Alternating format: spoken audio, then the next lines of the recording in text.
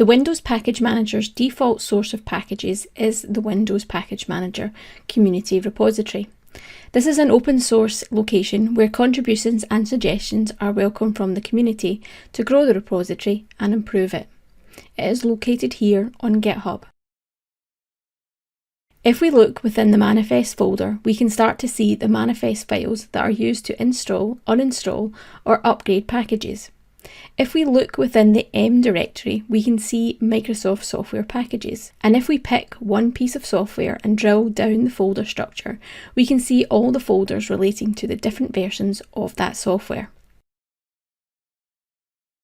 Also within this repository, we can check out the Issues section, which is used by the community to report issues with packages or ask for help or even suggest features for future versions of the Windows Package Manager. You can use the Filter by Label feature to look at a specific area you may have an interest in.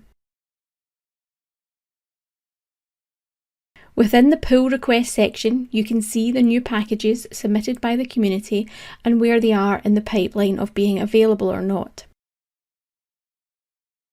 Within the project section, you can also view some of the tasks that the Windows Package Manager team are working on. And lastly, within the discussion section, this is another area for the community to interact with each other and the product team, to ask questions or make suggestions. Within this video, we've walked through the various sections of the Windows Package Manager community repository and how you can use and interact with it.